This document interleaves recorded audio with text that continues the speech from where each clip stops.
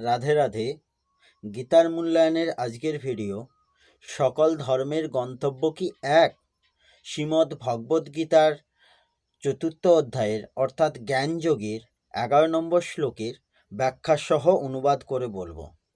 11 নম্বর শ্লোক সংস্কৃতে বলা হয়েছে, যে যথা মাং প্রপদ্যন্তে তাংস্তৈব ভজাম্যহম মম বর্তানুবর্তন্তে মনুষ্যা পার্থ সর্বস্ব। এর অনুবাদ হলো, হে পৃথানন্দন, যে ভক্ত যেভাবে আমার শরণাগত হয় আমি তাকে সেইভাবেই আশ্রয় দান করে থাকি, কারণ সকল মানুষ্য সর্বপ্রকারে আমার পথেই অনুসরণ করে। এই শ্লোকের বিশেষ কথা হলো, এই জগৎ সংসার যদিও সাক্ষাৎ পরমাত্মার স্বরূপ, তা সত্ত্বেও যে তাকে যে রূপে দেখে তার কাছে তিনি সেই রূপেই প্রকটিত হন। আমরা নিজেকে শরীর ভেবে যখন নিজের জন্য বস্তুর প্রয়োজনীয়তা অনুভব করি, তখন ভগবান সেই বস্তুর রূপ ধারণ করে আমাদের সামনে উপস্থিত হন। আমরা অসতে স্থিত হলে ভগবানও সেই অসৎ রূপে প্রতিভাত হন। যেমন ছেলেরা খেলনা চাইলে বাবা টাকা খরচ করেও তার জন্য খেলনা কিনে এনে দেন, তেমনি আমরাও যা চাই পরম দয়ালু ভগবান সেই রূপে আমাদের কাছে প্রকটিত হন। আমরা যদি ভোগাদি না চাই তাহলে তাকে আর কেন ভোগরূপে আসতে হবে? সাজানো রূপই কেন তার বা ধারণ করতে হবে? ভগবানের নিয়মে যেখানে যেমন সেখানে তেমন হলেও জীবের প্রতি তার কৃপা অসাধারণ, কারণ কোথাও জীব আর কোথাও ভগবান। অহং অভিমান ব্যতীত জীবের আর কী ক্ষমতা আছে? তা সত্ত্বেও জীব যদি ভগবানের আকৃষ্ট হয়, ভগবানও জীবে আকৃষ্ট হন। যেমন বিদুর পত্নী নিজভাবে বিভোর হয়ে ভুল করে শ্রীকৃষ্ণকে কলার খোসা খেতে দিলে ভগবানও নিজেকে ভুলে গিয়ে সেটি খেয়ে নিলেন এবং তাতেই আনন্দ পেলেন। ভগবানের নিয়মে যেখানে যেমন, ব্যাপারটি শুধু ক্রিয়াতেই আছে, ভাবে নয়। অত্যন্ত আস্তিক ব্যক্তির প্রতি ভগবানের যে স্নেহ ও কৃপা থাকে, তেমনি স্নেহ ও কৃপা অতি নাস্তিকেরও প্রতি থাকে। তাই ভগবানের যেখানে যেমনই স্বার্থভাব নেই, বরং তার মহত্ব। ভগবান হয়েও তিনি জীবকে তার আপনার বলে মেনে নেন, নিজের মতো ভাবেন। তার সব থেকে বড় মহত্ব হলো যে তিনি নিজের মধ্যে শ্রেষ্ঠত্বের ভাব রাখেন না। এই শ্লোকের ব্যাখ্যা হল, যে যথা মাং প্রপদ্যন্তে তাংস্তৈব ভজাম্যহম, অর্থাৎ ভক্ত যেভাবে যে সম্বন্ধ নিয়ে যে প্রকারের ভগবানের শরণাগত হয়, ভগবানও তাকে সেইভাবেই সেই সম্বন্ধ অনুসারে সেইভাবে আশ্রয় দেন।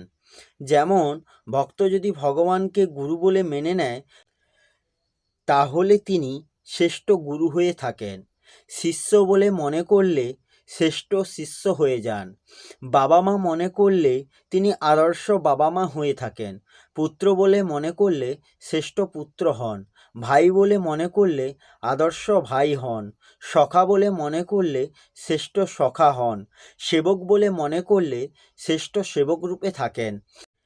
ভক্ত যদি ভগবানকে না পেয়ে ব্যাকুল হয়ে যায়, তাহলে ভগবানও ভক্তের জন্য ব্যাকুল হয়ে ওঠেন। ভগবানের প্রতি অর্জুনের সখ্য ভাব ছিল এবং তিনি তাকে নিজের সারথি রূপে চেয়েছিলেন, তাই ভগবান সখ্যভাবে তার সারথি হলেন। ঋষি বিশ্বামিত্র ভগবান শ্রীরামকে নিজের শিষ্য বলে মনে করতেন এবং ভগবান তার শিষ্য হয়েছিলেন। এইরূপ ভগবানেরই নীতি হল ভক্তদের শ্রদ্ধার ভাব অনুযায়ী তাদের প্রতি সেই রকম আচরণ করা। অনন্ত ব্রহ্মাণ্ডের প্রভু ভগবানও তার সৃষ্ট সাধারণ মানুষের ভাব অনুযায়ী ব্যবহার করেন। এই তার কি মহান উদার্য, দয়া এবং সমপ্রাণতা! ভগবান বিশেষভাবে ভক্তদের জন্যই অবতার রূপ গ্রহণ করেন। এটি এই বর্তমান আলোচনা থেকে প্রমাণিত হয়। ভক্তেরা যেভাবে যে রূপে ভগবানের সেবা করতে চান, ভগবানকেও তাদের জন্য সেই রূপে আসতে হয়। যেমন উপনিষদে বলা হয়েছে, একাকী ন রমতে, অর্থাৎ একাকী ভগবানের মন মানে না, তাই তিনি নানান রূপে প্রকটিত হয়ে ক্রীড়ারত হন। এইভাবে যখন ভক্তদের মনে ভগবানের সঙ্গে ক্রীড়ার ইচ্ছা জাগে, তখন ভগবান তার ভক্তদের সঙ্গে ক্রীড়া করার জন্য প্রকটিত হন। ভক্ত ভগবান ব্যতিরেকে যেমন থাকতে পারে না, তেমনি ভগবানও ভক্ত বিনা থাকতে পারে না। এখানে উল্লেখিত যথা এবং তথাবাচক পদগুলির তাৎপর্য হল সম্বন্ধ, ভাব এবং একাগ্রতা। ভক্ত এবং ভগবানের ভাব একই রকমের হলেও একটি বড় পার্থক্য হচ্ছে এই যে, ভগবান ভক্তের সামর্থ্য অনুযায়ী নিজের সামর্থ্য বা শক্তির প্রয়োগ করেন না, বরং নিজের শক্তি অনুসারেই আচরণ করে থাকেন।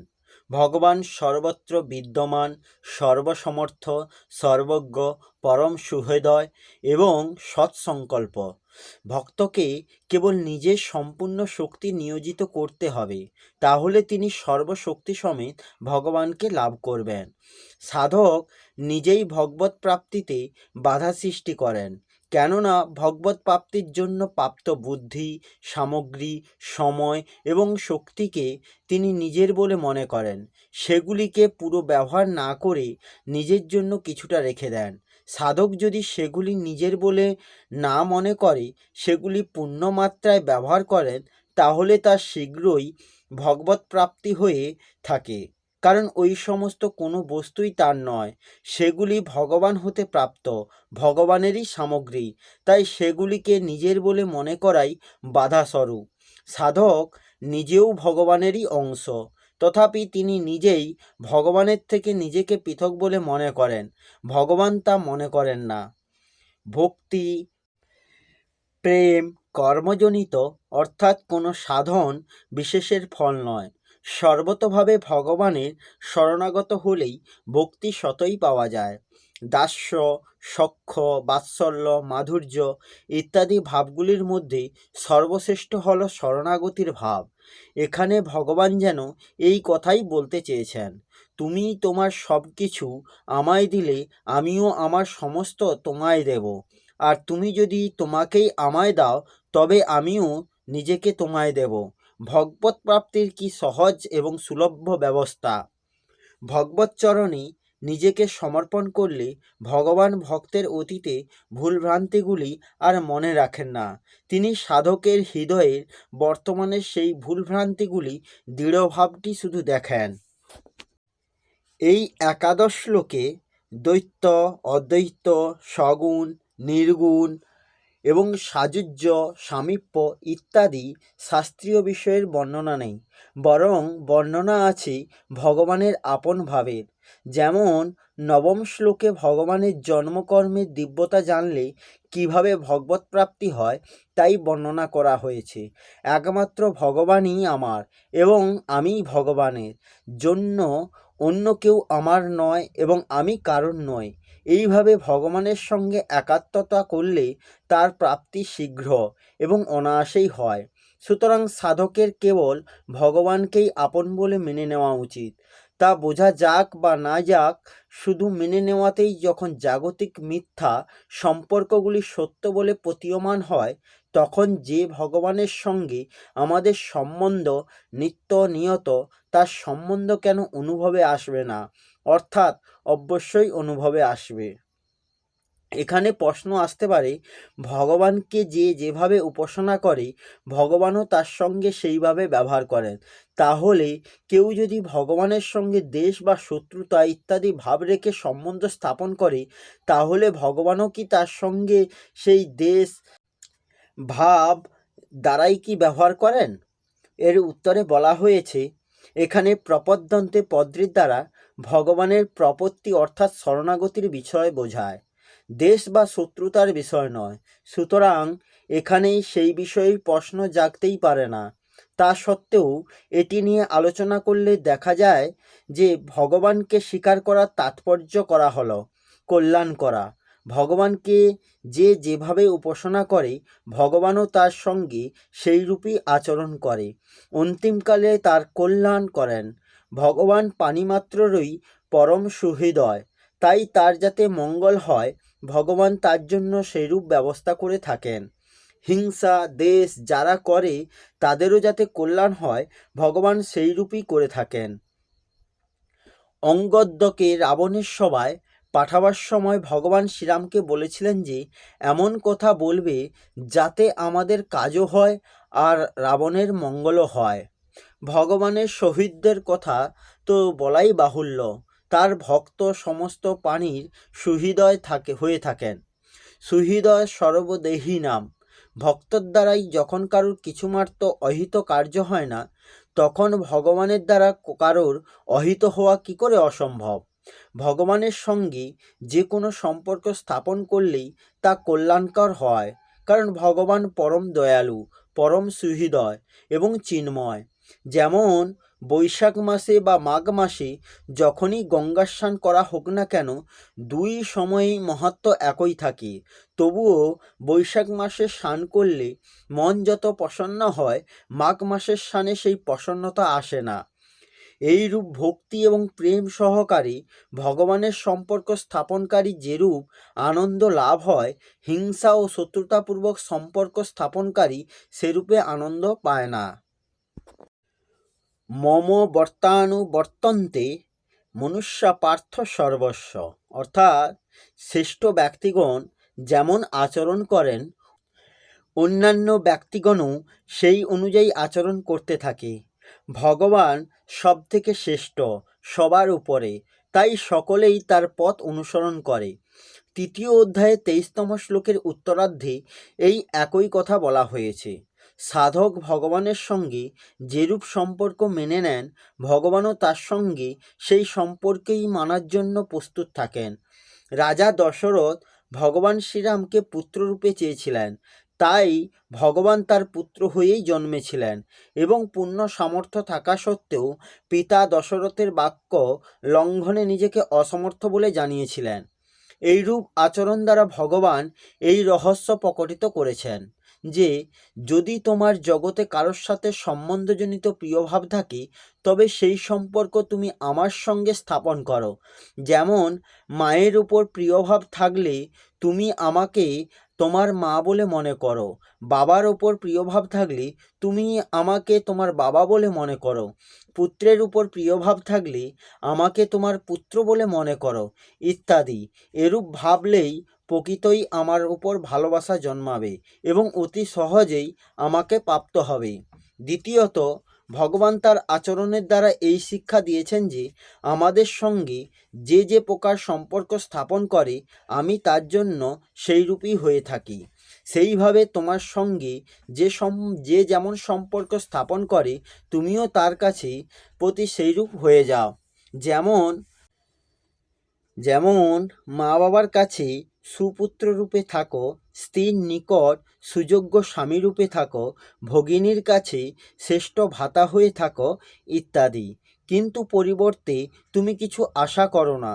কিছু পাওয়ার আশায় মা বাবাকে আপন না ভেবে কেবল সেবা করার জন্যই তাদের আপন বলে ভাববে, এরূপ মনে করাই হলো ভগবানের পথ অনুসরণ করা।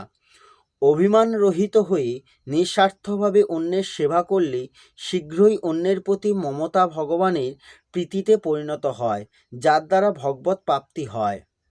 অহংকার বর্জিত হয়ে নিঃস্বার্থভাবে কাউকে ভালোবাসলে সেই প্রেম স্বতই ভগবানের প্রেমময় দিকে যায়, কারণ অহংকার এবং স্বার্থপরতাই ভগবৎ প্রেমে বাধা প্রদান করে। এই দুটির জন্যই মানুষের প্রেমভাব সীমিত হয়ে যায় এবং এটি পরিত্যাগ করলে তার প্রেমভাব ব্যাপক হয়। প্রেমভাব ব্যাপক হলে তার মেনে নেওয়া সমস্ত বানানো সম্পর্কই দূর হয় এবং ভগবানের সঙ্গে স্বাভাবিক নিত্য সম্পর্ক জাগ্রত হয়। জীব মাত্রেরই পরমাত্মার সঙ্গে স্বাভাবিক নিত্য সম্পর্ক থাকে, কিন্তু জীব যতক্ষণ এই সম্পর্কটি চিনতে না পেরে অন্য সম্পর্ক স্থাপন করতে থাকে, ততক্ষণ সে জন্ম মৃত্যুর বন্ধনে আবদ্ধ হয়ে থাকে। আর তার এই বন্ধন দুই দিক থেকে হয়। এক, সে ভগবানের সঙ্গে তার নিত্য সম্পর্কটি জানে না, এবং দুই, যার সঙ্গে তার বাস্তবিক কোনো সম্পর্ক নেই তার সঙ্গে সে তার সম্পর্ককে স্থায়ী রূপে গণ্য করে নেয়। জীব যখন যে যথা মাং প্রপদ্যন্তে অনুযায়ী তার সম্পর্ক কেবল ভগবানের সঙ্গে মেনে নেয়, অর্থাৎ জেনে নেয়, তখন তার ভগবানের সঙ্গে নিত্য সম্বন্ধ অনুভূত হয়। ভগবানের সঙ্গে নিত্য সম্পর্ক জানাও ভগবানের শরণাগত হওয়া। শরণাগত হলে ভক্ত নিশ্চিন্ত, নির্ভয়, নিঃশোক এবং নিঃশঙ্ক হয়ে যায়। তারপর আর তার দ্বারা ভগবানের নির্দেশ বিরুদ্ধ কোনো কাজ হওয়া সম্ভব। তার সমস্ত কাজই তখন ভগবানের নির্দেশ অনুযায়ী হয়। মম বর্তানুবর্তন্তে। এই হল শ্রীমদ্ ভগবদ্গীতার ৪র্থ অধ্যায়ের অর্থাৎ জ্ঞানযোগের 11 নম্বর শ্লোকের অনুবাদ সহ ব্যাখ্যা। আসবো পরের ভিডিওতে। রাধে রাধে। জয় শ্রীকৃষ্ণ। জয় গীতা।